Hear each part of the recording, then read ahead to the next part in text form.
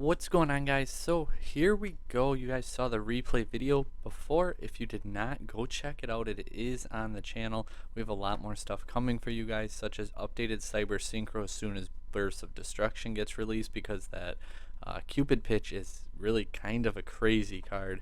Otherwise, cyber traps, we're taking it to locals. Well, today, now that you're watching this, I'm probably there doing my best to represent well with cyber traps. I can have that deck list up soon as well.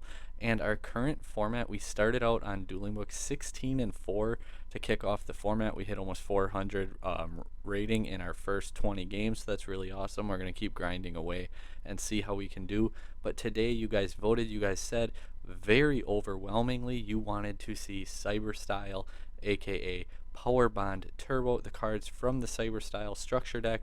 I know some of you probably clicked this expecting to see like the Cyberdark End Dragon thing and, you know, like more of a Cyberdark package. But I don't think it's going to be viable hardly at all. I think Cyberdarks are a lot better than they were, but they're still pretty bad.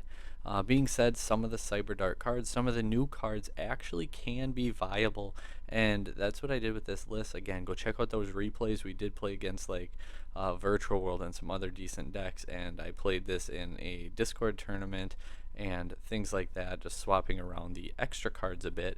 But anyway, we're going to talk about the deck. You know, some of you already saw it, clicked off the video, said, oh, this is the list, that's it. But we're going to talk about it. So 3 Cyber Dragon. Right now in this format, even if you're not playing dupe, I still like 2 Cyber Dragon.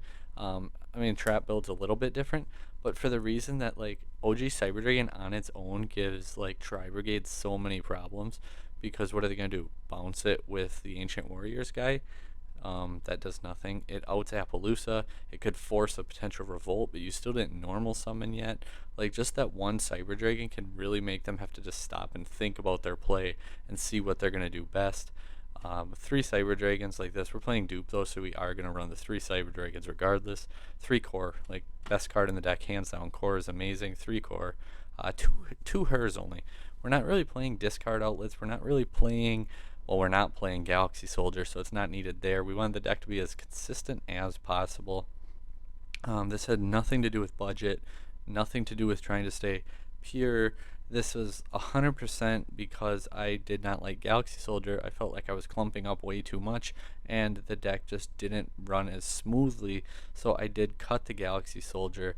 And in that reasoning, 2 hers has really kind of been plenty. Just the 1 Naxter as well. One of the new cards, Cyberdark Chimera. So essentially you get this off your world, and then you can normal summon it because of world, and then you discard a spell or a trap and you add Powerbond. But now you can use monsters from your graveyard as well by banishing them.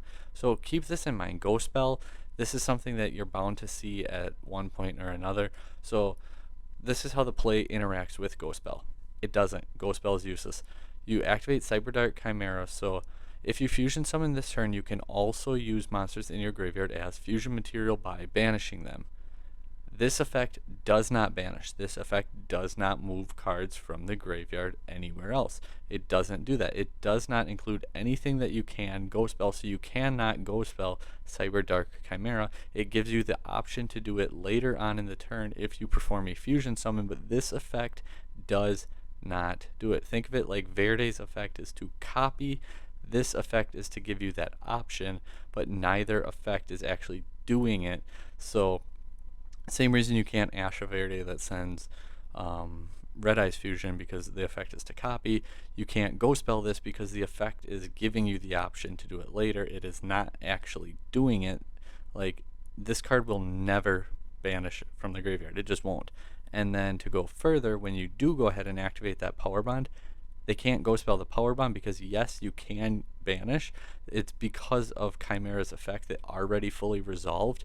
You cannot Ghost Spell it because Power Bond does not include an effect that you can Ghost Spell. So that's something that you guys should really know, because Ghost Spell is pretty good, and I guarantee you it's bound to come up. You cannot Ghost Spell Chimera. You cannot Ghost Spell Power Bond. They just kind of get stuck with it at that point. A little discrepancy here. 3 Claw. I like 3 Claw and 3 World. I've seen a lot of people playing 1 World, and that is incorrect. Well, Core can search it. You have 3 Emergency, 3 Core. You can play up to 3 Claw, so you don't need 3 World.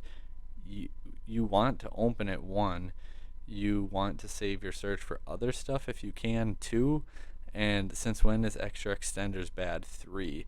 Um, so Cyberdark Claw, I mean, this would be the first one I would cut down to two, and then World. But like, I don't, I really don't understand the logic behind one World, guys. Like, not only, what if it gets stopped turn one? If it gets stopped turn one, now what? Like, it's really nice to be able to turn two, like go right back into the play and do it all over again. So I would play two World at an absolute minimum. But yeah, the three claw, three world, like I would not change them at all. It's consistency, consistency, consistency, consistency. Do you want to be consistent? This deck really needs to try and one punch. This deck really needs to try and win right away. That's the bread and butter of the deck. That's how the deck functions. It's how it's made. It's how it's designed. It's how the pieces work together. So you really want to open what you need and then do it. And we still have plenty of cards to, do other things. We have double kaiju, because kaijus are just really good for removing problematic monsters. Three Nibiru, because the card's just really, really good this format. Virtual World being like the one meta deck that does, well, I mean, invoked obviously, but we can just out Makaba easy. Nibiru, by the way, versus invoked, you still Nibiru them, because then you force the Makaba to potentially discard the Alistair, otherwise at least discard another monster from the hand, so it will hurt their follow-up. So absolutely don't be like, oh, they summoned it, now Nibiru's dead in my hand. No, you use Nibiru to get a 1-for-1 trade-off and make them discard a monster in order to banish it. Like, that's what you do. But it's really good versus Tri-Brigade, it's really good versus Drytron, it's good versus Prank Kids, it's really good versus Dragon Link. Nibiru is just really, really good, and I recommend maining it if you can. Three emergency, kind of duh. We already talked on World. Horizon is our 7th core. It negs so hard, and the restriction really kind of sucks. I've considered cutting this card so much, and then it's like, oh, I can't get to my plays. I can't get to my combos. So I put it back in, and I don't see it, but I get back to my plays more. It's one of those weird things where I guess the Konami gods are just like, you have to run this shitty card in your deck, or you're not going to see the other cards. But on the bright side, we won't let you see this too often, and I use it as my discard if I do way more than I don't, because again, the card just negs so hard. It is nice for loading up Eternity into your graveyard to get that protection effect, but like it's not a really good resource efficient card, which is something this deck already you have to be careful with. One repair plant, because we are playing the kaiju still. Otherwise, I wouldn't even play that. I mean, you kind of want to open the kaiju, but say you normal core, and then you can search your repair plant, and you can kind of cater your play to get to the kaiju, and then still pull off your OTK combo later. The one power bond. But what if you open it? Okay, guys, so if you open Powerbond, there's this really, really crazy thing where if you needed to combo to get to it and they were going to disrupt it, you were going to lose anyway. So you do this really, really crazy thing, and you play Powerbond from your hand. And then if they disrupt it, you're in the same position as if you tried to combo anyway. And if they don't, you're in the same position as if you were going to combo anyway, and you're going to win. Like, if you open it, you play it, and that's kind of how it goes. If they're going to stop you, they're going to stop you. Like, that's really how it is. One Overload Fusion, 3 Machine Dupe, 3 Prosperity. This card is crazy in the deck because, like, Core or Emergency, that's one card. What is it? A Power Bonded Rampage, so like 12,000 damage or so. And if you have any monster too, because you can send hers and Naxter off your Rampage, and then special summon be able to special summon that Naxter back during your turn, because you have that one extra monster in your hand, and then you revive the Seeger, and you can actually swing for 18,000. And what is half of 18,000 plus like your other free attacks from Seeger and such? So let's just say 20,000. What's half? I know Seeger doesn't deal damage before you say that. I'm talking about your other cards like your Naxter and your Chimera that you could actually, make a Fortress Dragon with and deal an extra 1,000 because it's halved. But anyway, what is half of 20,000? Because I'm curious, because I'm pretty sure it's more than 8,000 still. So Pot of Prosperity actually really, really good because we can OTK through it. So you can like Prosperity 6, see your card, and then OTK. Like, people are going to be like, oh, at least he can't win this turn. But oh yeah, you can win this turn. Forbidden Chalice, card's pretty good for disrupting your opponent mid-combo. You start breaking Tri-Brigade's board, and oh, they you know, Revolt, they summon Omen. Well, okay, Forbidden Chalice. Like, the card's just really good. Droplet doesn't work here because you need your hand for the combo. You need a discard. You need your cards for this deck to play. Like, it's not like normal Cyber Dragons where you don't have to win turn one and you can play Droplet. You can play the grind game. You can play smart. This deck, you have to play smart in a different way, and you have to really try to win right away. 3 Impermanence, just another really good hand trap. Shoot, there was something I was gonna point out and mention. Which was it? If it comes back to me, I'll put it in the comments down below if I can think about it. Yeah, darn. I know it's right around the talk of Repair Plan, Powerbond, Overload, Fusion, all of that stuff, but I don't know. Okay, so extra deck's pretty standard. 2 Mega Fleet, 2 Fortress. Like, we have the utility, you might as well have them there in case you need them. The 1 Twin, because sometimes it's actually better to Power Bond into Twin.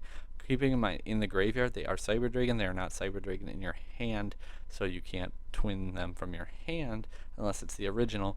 But sometimes you don't want to be able to get hit by, I don't know, like an Ash Blossom. Say you know your opponent has Ash. Salamangreat, Searched Out, Ash. Rampage. Okay, you can't negate the Ash. You go for Twin instead and you win. Twin to win. Like, it's just nice to have the utility. 2 Rampage, 1 Eternity. 1 Nova, 2 Infinity, 1 Zeus. I like the 2 Infinity here because a lot of time my follow-up play after you go through like this, obviously if seeing your dupe, or like there's other ways to do it but not very easily.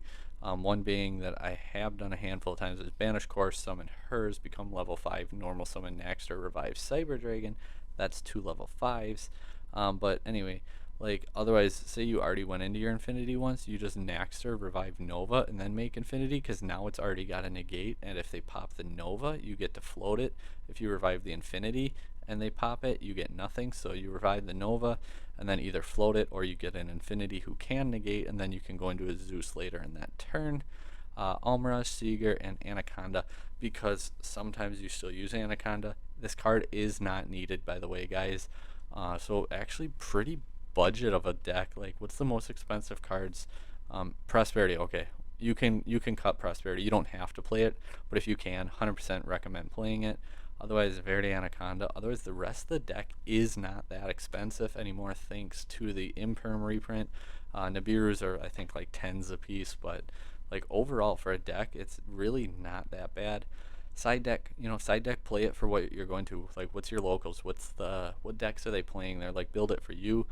For me, it's Droll, Lancia, Twisters, and Lightning to blow up back row, and Rivalry, because it's just a bunch of machine spam. You can still go into Zeus. You got your Infinity plays, your OTKs. Rivalry, just a really strong card in the format right now. But yeah, so just trying to think the combo line real quick over in my head. I really wish I could think of what I was going to tell you guys, because it was a good point, and I tend to get sidetracked, but must not have been that good. Like I said, if I think about it, I'll put it down in the comments and pin it to the top. Thank you guys for watching and listening to my explanations. Again, Eternity Dragon has that graveyard effect off your Horizon. If I cut Horizon, your Eternity would also be gone.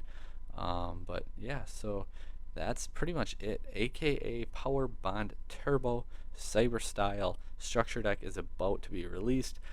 Don't pre-order them, guys. Like, go pick them up for MSRP if you can. I get if you can't, then buy singles. Like, buy singles or go get them for $10 at the store.